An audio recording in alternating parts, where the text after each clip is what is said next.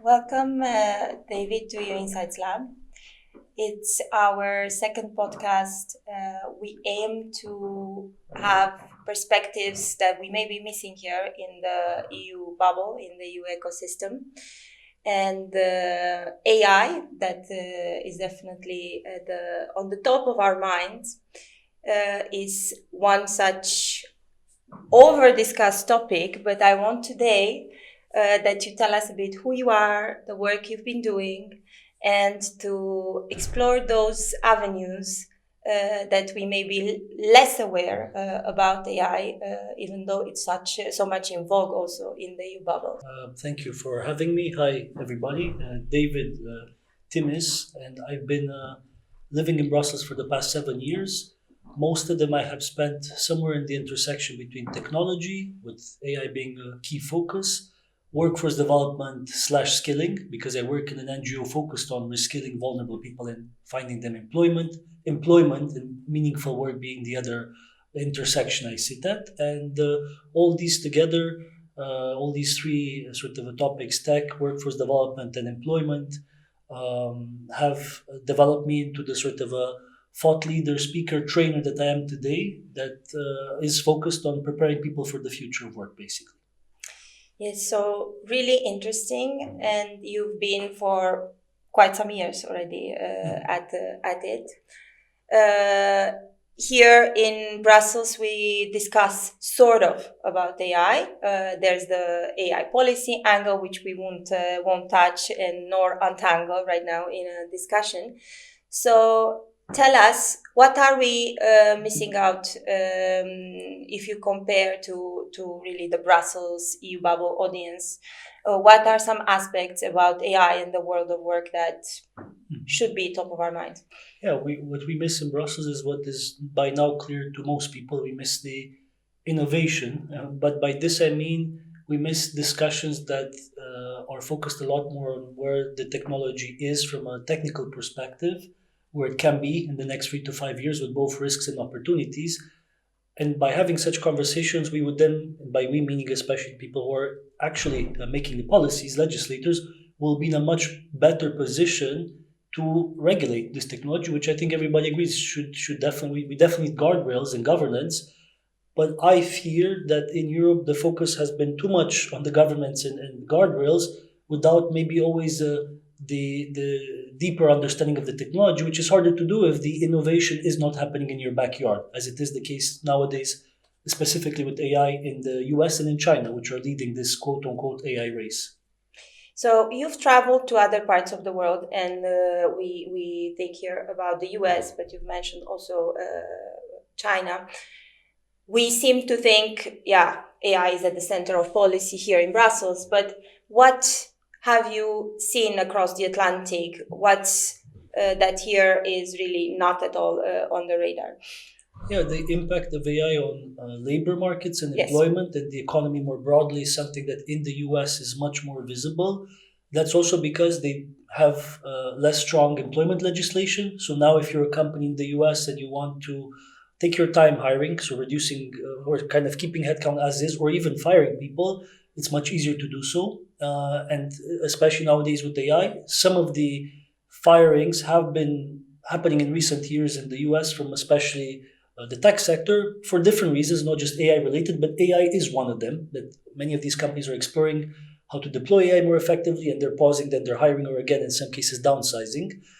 So the policymakers in the US are much more preoccupied on this impact of AI on the economy and labor markets perspective. And I think recently we've seen from the likes of Bernie Sanders to previous presidential candidates like Andrew Yang, who maybe Andrew Yang was a bit ahead of his time, discussions about taxing AI, about obviously skilling people, which everybody agrees is important, about universal basic income. These are topics that in Brussels remain either not yet that popular or maybe even taboo to some degree, which shouldn't be the case because what happens in the US, for the good or bad, will eventually reach our shores as well. And what time frame do you think we're talking about? Because if we are a bit behind, maybe we are luckier. Yeah. What kind of time frame do you see in terms of when will it hit Europe, in if we have to have an estimate or hypothesize a little bit? And if it hits, then what's the next step? Maybe we should already take steps to prepare as far as the world of work is concerned. As far as every aspect that Yes. AI touches, for sure we need to be better prepared, and we're not, and no country is at the moment because everything is quite recent and fresh, so to say. We often forget that ChatGPT was launched by OpenAI in November 2022, so we just celebrated, quote unquote, its birthday a month ago, so it's still very fresh. 3 years is nothing, but speaking of timeline, I do see the next 3 to 5 years as being key, because by the end of the decade, I feel that there might be, and I think there might be two scenarios. Either one in which business carries on as usual, and then being better prepared as a society is not a problem, because it means that you carry on as usual and just society is a bit more resilient.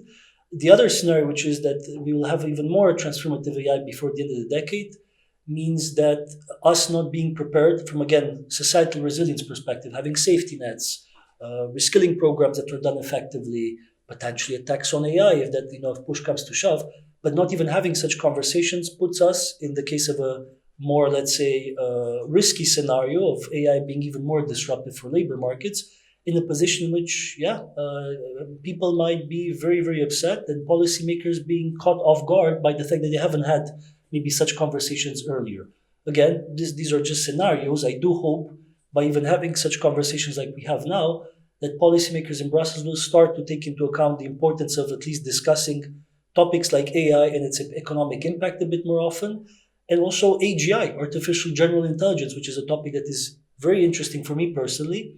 But again, in Brussels, other than a few AI enthusiasts and experts that we meet actually on a monthly basis to discuss the importance of this potential next milestone for AI, it's not the type of conversation you hear at the EU institution-related event, or you rarely see a commissioner speaking about it.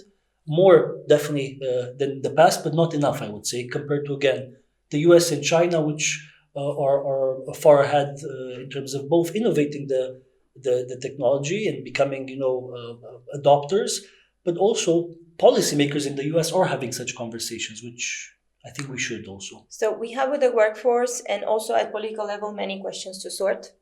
We say we, but Europe is different cultures, different like citizens, which are voters, societies, which are, we're not homogeneous. At the same time, you mentioned the word AGI. Tell us. So that's really the next step of AI advances. Next step, but always the step that most of the well-known AI labs like OpenAI and Anthropic, which are two of the AI startups that have captivated the imagination of the world in many ways, it's in their mission statement that they want to develop an AI that is capable of replacing all economically valuable work. In other words, knowledge work. In other words, cognitive tasks that we all do. That's their goal. That's what they're developing as we speak. That's why they need all these chips from NVIDIA, all this compute, all this energy to power the data centers, because already with existing AI, we can do incredible things. But we are, and by we again, I mean now, especially American and Chinese companies, are in a race to develop this next level of AI, which could be much more disruptive than the current versions we have now, which are, again, the chatbots that we've all explored with, but that are far from being as intelligent as humans across domains, which is what AGI is. So it really touches several domains? All domains, basically, to automate work across all domains that humans are now very capable of. This would be an AI capable of automating work across domains. Knowledge work, so not manual work here. I think for the when it comes to disrupting manual work, so in factories, in fulfillment centers, let's say warehouses, that will take a bit longer because the physical AI part is still a bit more difficult to basically take the technology developed to automate the knowledge task, to put it into a humanoid robot or an industrial robot to do the same thing. I think that there might be a few more breakthroughs to be made before we reach that point. But again, that might still be within this decade to make incredible progress, as we've seen in recent years.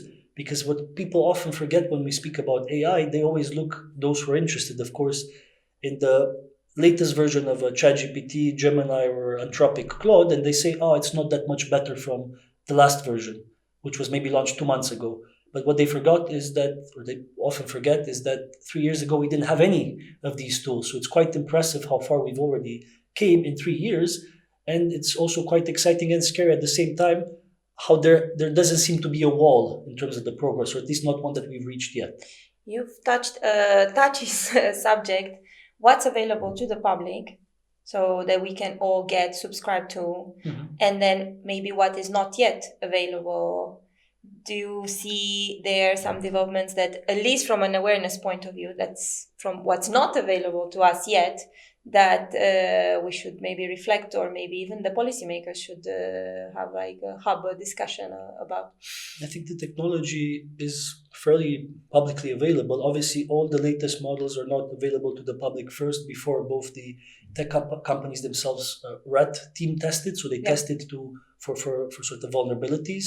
I was just reading an article earlier today about how in the UK, for instance, given that they do have a history of innovation in computing space, in AI in particular in recent decades, many of the leading AI labs that have an office there, and many do have a European headquarters there, they're sending their sort of unreleased models first to an entity, a governmental entity who can test it with their experts to make sure it's safe according to their guidelines. So that happens also in the US. I'm sure it happens now to some degree with the AI office. I'm not as familiar, and I'm sure there will be somebody more capable than me to speak about what the AI office is doing here in Brussels on the same topic. But yeah, all of the tech companies obviously are taking all the precautionary measures they can to make sure these models are as reliable as possible, which still doesn't make them fully bulletproof in a sense. They're still prone to hallucinations or confabulations, as they're now called, these fictitious answers that the chatbots provide. And also, in the wrong hands, these tools are already capable of doing harm to both individuals and institutions and entities in general. Yes, we have seen also the harmful part. There were some headlines on teenagers and using friends that are AI friends, and impact on mental health or on the mood or on the So thinking about the more mass effect, AI sooner or later being with us, replacing some of the workers that don't use AI. Do we have some data on European parts, like European geographies, societies? Because we are a melting pot of cultures. That's what Europe is. Who is more likely because of a culture to be an early adopter, or is it because you are a breeding ground for these AI factories or startups that then certain generations are more aware? Do we have anything already to know what we're dealing with per north, east, west, south, or per country? Yeah, there's definitely a lack of European data at the continental level, so to say, or within the EU borders. Comparable to what the US has. And that's also partly to do with the sort of the imperfect union we are in, because it's still we aren't in the same union that maybe our founding fathers of the EU have envisaged. So there still are barriers to sharing data in the same way. And indeed, if you ask most economists or AI researchers in Europe, they would definitely love to have a bit more data than they currently do. From memory now, I can think of just one study actually two. So there's a Eurostat data about AI usage at the member state level, but there's also one that is focused a bit more on the labor market side from Eurofund, the agency which I think is the EU agency based in Dublin. And that they give a breakdown per country of how much people are using generative AI tools.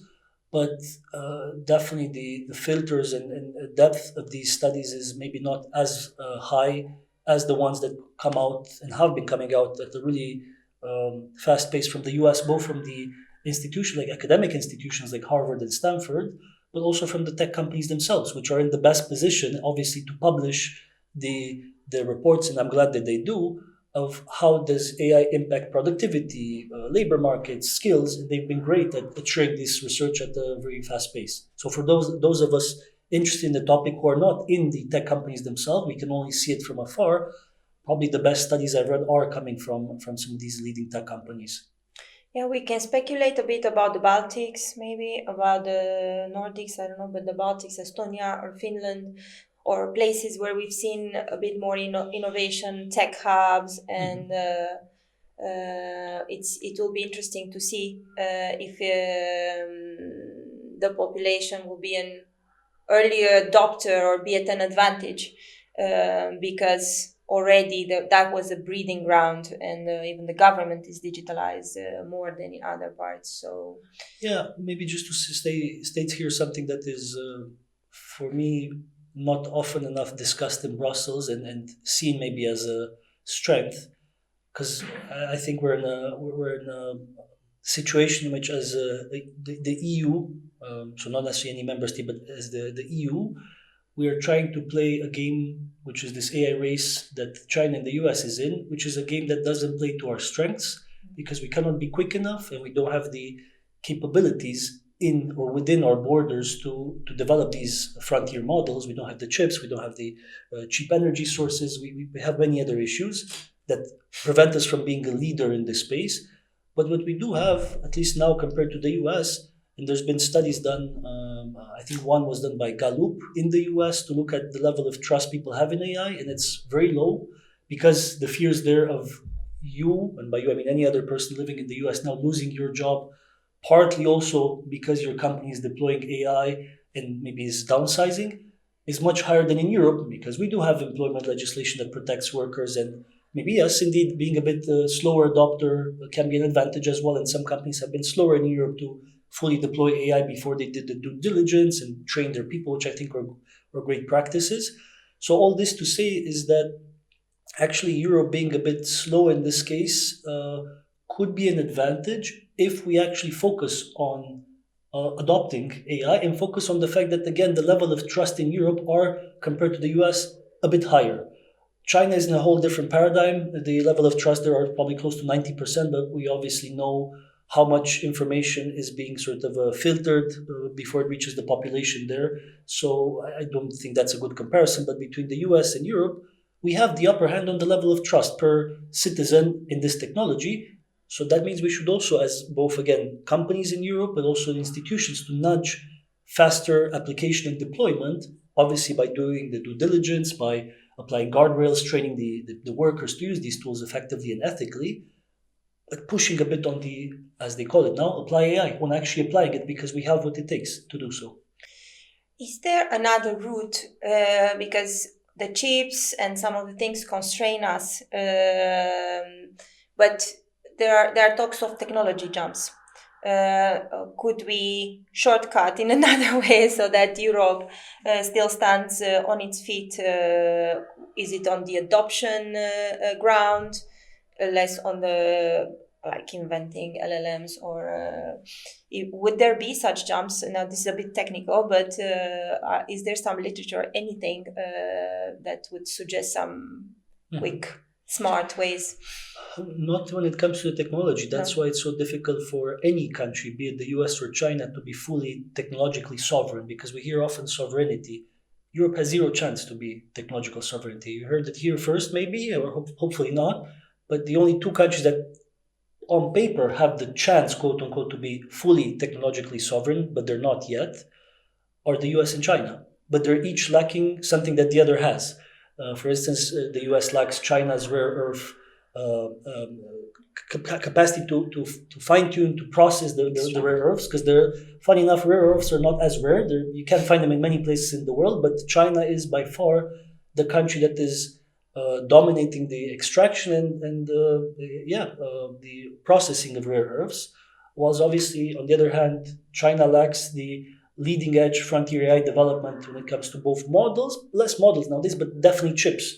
So there's been a lot of talk about NVIDIA and the chips that NVIDIA designs and produces in Taiwan at the TSMC factories, how much they have become literally a bargaining chip between US and Chinese trade relations in recent weeks and recent months and over the past few years, and how even just recently Trump backtracked on his sort of a ban of NVIDIA selling their chips to China. which now I think he's again okay with. So there's a lot of back and forth here, but all this to say is that nobody has full technological sovereignty yet. Europe doesn't have a chance to have it, so I think we should not even play that race. We should definitely still try to have within the public sector and key utilities our own models, our own cloud. That's definitely certain, but that still doesn't make us fully technologically sovereign. It gives us a bit more anti-fragility, which I think is good. But quote unquote technological sovereignty, meaning you have all the elements of the stack, of the AI stack, which are the compute, the power, the models, the talent as well. This is US and China who are the only ones who at the moment stand a realistic chance, and there's no way to jumpstart this process. It's literally years of research behind the way NVIDIA designs their chips, years of research behind the way TSMC manufactures them, to the point that there's key linchpins that we cannot just replicate overnight. And the best we can do is, again, use the technologies developed elsewhere and choose the providers which are as close as possible to European values, because there are American companies also who are much closer in our values and in our approach to AI safety than definitely in China. So there are options, but we should focus on choosing them wisely and applying them, as opposed to trying to develop our own frontier models. I think that's a losing battle. We tend to simplify sometimes concepts, and I think this is also the case with the AI, and to see as either you're a pro AI or anti AI. But you mentioned safe AI. So as an influencer, as somebody who is like training the next generation into like ways of thinking and working in a world where AI is more permanent, is in society. It's possible to use AI and then to how do we get rid of this oversimplifications? Like it's either good or bad. It's like you're pro AI or anti AI. There are several things in between. Yeah, I mean there are, but I don't blame anybody from going to one extreme or the other, because that's what is most often depicted in the media, which is either the doomerism scenarios of robots taking over and us losing jobs and livelihoods, and the other very, very optimistic scenario in which it's all utopia. We don't need to work anymore. We all get money delivered via sort of a internet banking of choice, and we live happily ever after. The obvious answer is that the most likely scenario is somewhere in the middle of those extremes. And the middle is not as sexy to talk about, so it's less picked up by the media. But basically, we are more in that medium already, in a sense, even though we're slightly towards the more doomerism perspective, simply because we are in what I call an AI race paradigm, a zero-sum game, in which, unfortunately, in zero-sum games, there's losers and winners, which I don't think is the best way to think about such an important and very sort of existential technology that could do a lot of good, but also a lot of harm. So I fear we're straying from this median path that we maybe started by default when ChatGPT was launched to this AI race between companies and governments that has now, created this situation that, we were talking earlier. It's not a Cold War between the US and China, but it's pretty similar when it comes to AI and who's going to have the upper hand on the other. So that's why all this sort of a jostling between NVIDIA chips and threats to Taiwan and TSMC, it's because it's two big powers are trying to catch the other off guard and to get the upper hand in what could be the most consequential technology of our lifetime. So if you had the magic wand and you can roll out a program for the EU, like for the European Parliament and European Commission in terms of awareness raising, give me any thoughts coming to mind for 2026. So while these like two big powers are sorting it out, Europe maybe should take a more constructive approach. So do you have already some ideas about that? Yeah, ideas, not a fully fledged program yet, but I'll be happy to work with the institutions to put one together. The ideas I already mentioned was just this sort of focus on applying AI in an ethical and responsible way, even if the AI model is not developed here. It can also be, we have Mistral AI from France, but Mistral AI also depends on NVIDIA chips and Microsoft Cloud, so it's not fully, let's say, European end-to-end. The only, actually, as an anecdote, only AI company that is independent on its own to some degree, even though they also partially depend all of them depend on partners, but Google is the one that has the full AI stack. They design their own chips with the help of Broadcom. They still need TSMC to manufacture them, but then they also have their models. They also have Android. So they do have what they call in the tech business the full AI stack. But it's just one company in the world. And so coming back to what I would recommend to the institutions to do other than applying AI, even if the models are not developed by a European company, is to focus a lot on building safety nets for people, because we often take for granted the welfare states of old that we all benefit from, including here in Belgium, of having a sort of a safety net if you're in between jobs, or if you want to pursue further education.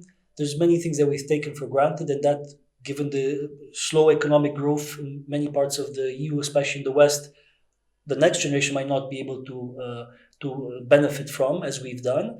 So because of all these things, I think doubling down on the safety nets to make sure that what we benefit from, maybe in a country like Belgium or in Denmark, other member states which have pretty solid safety nets, could be provided to members, to EU citizens across the EU, which I know might seem like a far-fetched dream now, but that would be maybe a much better use of funds than trying to pursue, as I said, the pipe dream of becoming the AI leaders in the world. So building safety nets, and in general societal resilience, which we do also for reskilling programs to teach people how to use AI.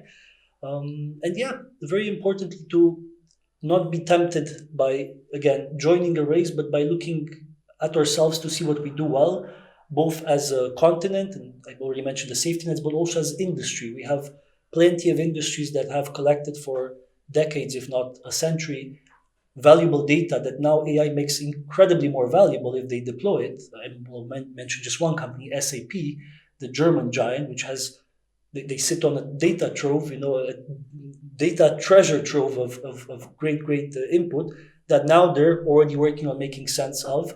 There's many European small and medium-sized companies, not just large ones, that sit on valuable data that now with AI, if they're getting the right support, and in some cases maybe even subsidies to be able to deploy AI to make sense of that data. So there's things that can be done for individuals, things that can be done for companies, and more broadly, and this has been discussed a lot in Brussels, this idea of capital markets union, which I'm not going to spend too much time discussing because it's been already unpacked by many people who are much more qualified to speak about it. But just one element is that we do have innovation as well in Europe. I don't want to put it down at all. But innovation, we have it launched here, and as we all know, scaling up somewhere else. And many companies, including our own UiPath, has moved their headquarters quite quickly to the US after being a unicorn, because it's where the investors are, it's where the opportunities are. So focusing a bit more on this element of creating an ecosystem for innovation, both at the startup level, but also at the scale-up level, it's something that I know the institutions are now focusing a lot more on. Are we too late? We definitely are. But as they say, it's the best time to do something. If not yesterday, you at least have today. So we have to make the most of what we can. But again, my key message is, let's not be tempted by races we cannot win. We do have strengths. Let's double down on these strengths because they're very valuable. And at the end of the day, as somebody was saying in a recent podcast I've listened to, the AI race might not be won by the country and the companies headquartered there that develop the best models, but by the most resilient society that can, again, deploy them and keep people happy and satisfied, not disrupt them from their work and their livelihoods, which is a big risk of that happening now in the US and potentially also in China. So being resilient has never been, I think, more important. Yeah. Do you think we will need maybe a trust commissioner? Because you mentioned we have to be grounded, no? We cannot, because we don't have one big citizen group that is around like the door of MEPs. We should not forget about like the workers that will have to adapt, that will have to. So do we have to look from a social sciences point of view or governance point of view at new models right now, so that we bring along like people like you that raise awareness and connect and not create a bigger trust divide while all these revolutions are happening to our democracies and also in technology and also in businesses?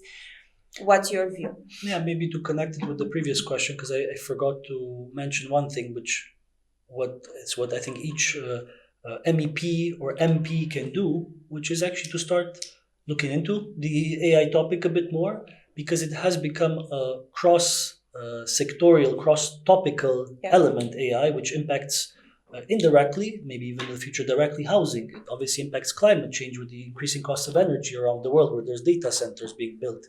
It definitely impacts labor markets.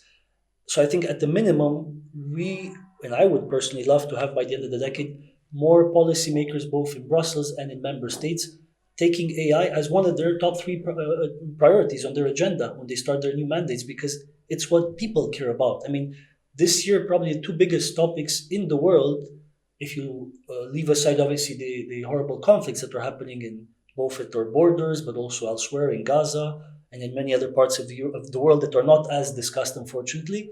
The two biggest topics were the impact of AI on jobs and is AI a bubble or not. These are the two biggest topics. And if you're a policymaker today in Europe and you don't touch upon AI at all, you're missing out a big part of the population who's thinking about this, who's waking up at night because of this in some cases, because there are generally people who are concerned. So there's a missed opportunity, I think, from policymakers here in Brussels and in member states of already building their own narrative and perspective on this, because I think discussion is the most important. I'm not pushing any view here. It's bringing it to the discussion, raising awareness about this is the best thing they could do. And yeah, they can make their own minds if they're more leaning towards this is the best thing that ever happened that can go as it is, or is this something that we have to be really, really careful because it could literally blow up on us. That's their choice, but at least they could tackle the subject. How could we make things more tangible? Is there in the world an AI village or an AI city? Or because people, when they see something tangibly in action, then they could say whether compared to that they like something or they don't like something. Yeah. So two things, because I spent a lot of time thinking about this simply because my goal is to raise awareness and to find ways, especially to make policymakers have the click moment of, okay, that's why it's important. And the two things that so far, from my experience, worked best were to ask them kindly to go on a trip to the US in either DC or in Silicon Valley, because the sort of conferences they could attend on both sides of the US were equally more hands-on, and they could see the technology much more likely to be demoed live than they would see in Brussels or in China, because also that's where you can definitely go and realize how far ahead they are in many aspects of industrial robots, social media done right to educate, not just to pollute our minds. There's many things that they do well, albeit in their special circumstances. So that's one thing, to just visit the US and China, which are the countries leading the race. Which I think is very very important. And the other element that is already happening, but very timidly in Brussels even, which is to take part in scenario planning workshops. I've attended one that CEPS has organized. There are other entities that I'm actually trying to bring to Brussels from the US to do these scenario planning workshops, focused on AI and society more broadly, or the impact of AI on economics and labor markets. But why I think this is valuable is because I've seen how people's perspectives on the topic, especially the non-believers in the sense of this is just another iPhone moment, because you still have a lot of people who think this is just another iPhone moment. I tend to disagree, but nobody knows who's going to be right, at least not yet. We'll see in 5 years or longer. But seeing such individuals go for a scenario planning workshop in which experts facilitate where is the technology now, where it's going to be potentially in the next few years, risks, opportunities, makes many a bit more aware, and in some cases really opens the eyes of people who otherwise would be like, it's just another iPhone moment, which is, again, in my view, not the case. So visiting US and China where the innovation is happening, and again, it happens in Europe as well, but for me to see a self-driving car in DC or in other parts of the US was wow, when you only read about Waymo. it. To see Waymos or Cybertrucks. We might not have them in Europe too soon for security reasons or safety reasons, and I'm fine with that, because obviously we put safety first here, and we're fairly, I think, at least to some degree, all happy and proud of it. But these technologies will arrive in Europe as well, and by going to the places where they already are, we could definitely see how they might impact us and better prepare ourselves and the society for these changes. And then the other element, other than visiting the US and China, is definitely to go for a scenario planning workshop.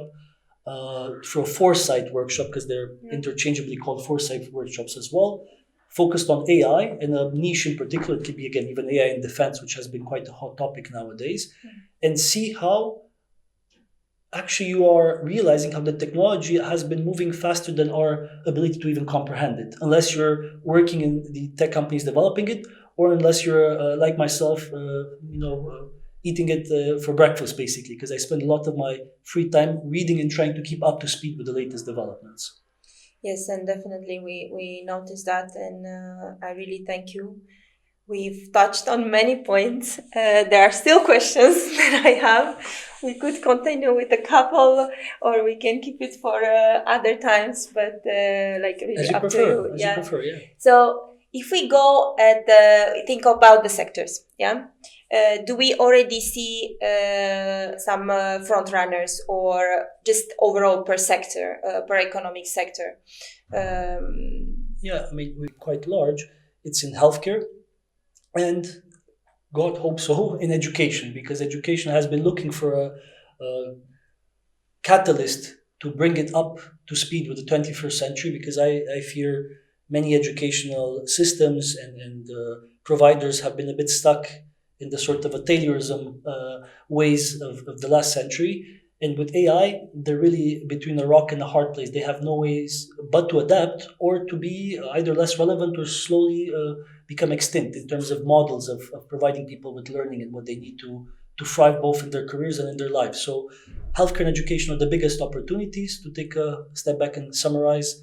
And in terms of sort of professions and niches within these industries and others, are coding, customer service, and then a mix of marketing and financial related roles that are very much at risk of being disrupted, especially at entry level. Yes.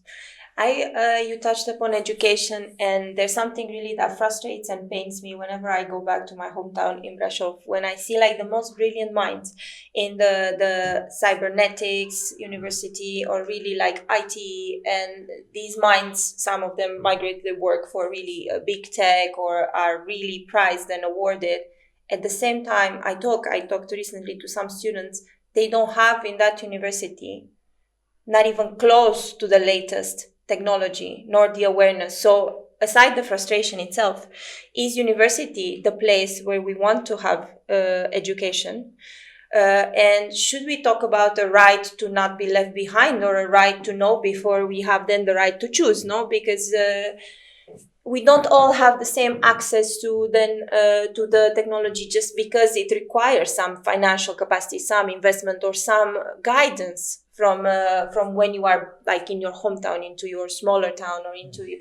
So what are your thoughts on the access inequalities, or missed opportunities also? We are moving gradually to a world of work, at least, in which skills matters more than degrees, and this is already valid and seen, especially in the tech sector, where many of the leading tech companies have started, and not just as of last year, but for some years now, to hire talented people even straight out of high school, because they know they could teach those young, brilliant people the missing elements they have from what they maybe could have studied in university directly on the job, as opposed to letting them sort of quote unquote waste 4 more years when they already have the great foundation to already build upon whilst on the job.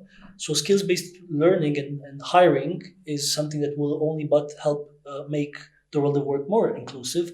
The challenge is not every company is a tech company, and many companies haven't yet adopted this sort of practice. I know in Europe it's been, and in Brussels, it's been a message that both the previous commissioner for jobs, employment, and the current one are pushing very strongly, so the skills-based hiring element. But we can have a whole podcast in itself to share why it is great, but why it's not yet working that well. And one of the reasons it's working not well, that I can already sort of give as a teaser, is because many companies, I mean, all companies agree it's useful, because they all want more relevant people and more diverse people to get different perspectives.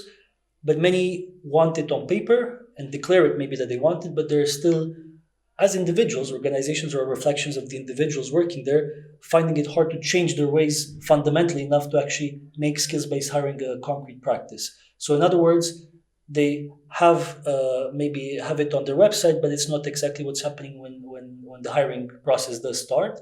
And one other element, as the last spoiler, I'm going to give to this again, much more separate topic, is the fact that hiring people based on skills happens when you also have hiring managers that were hired based on a similar approach who are not already very qualified with many certifications and university degrees. Because if you expect a hiring manager to prefer somebody with a high school education, even though a talented person, over somebody who studied like him or herself, is just human bias. You go with somebody who has a similar experience like you had. And again, so there's a need also of diversification of the hiring manager pipeline to have more people from backgrounds that are maybe just with high school or coming from underprivileged backgrounds that are the hiring managers that can spot these hidden gems of people who found a different path to fulfillment and career success.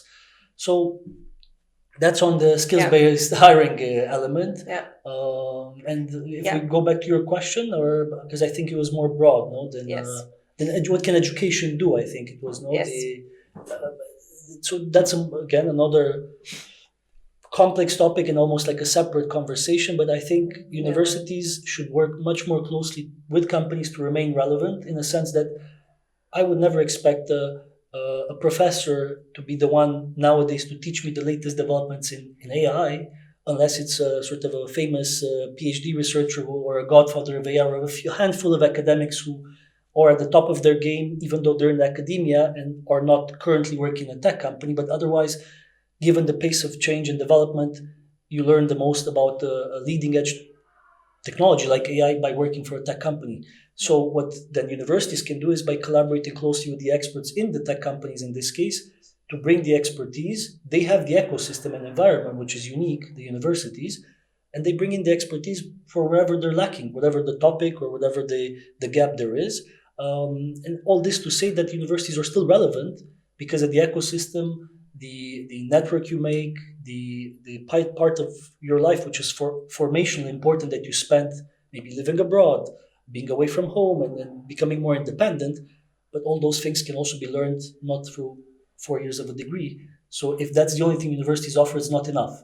So stronger collaboration with companies is one, and maybe even now in the age of AI, a more provocative thought, or maybe contrarian, is for everything that is to do with technical skills. Again, companies will be the leaders, be it in AI or in biotech and quantum, but there's a gap which can and should be filled by universities when it comes to people skills.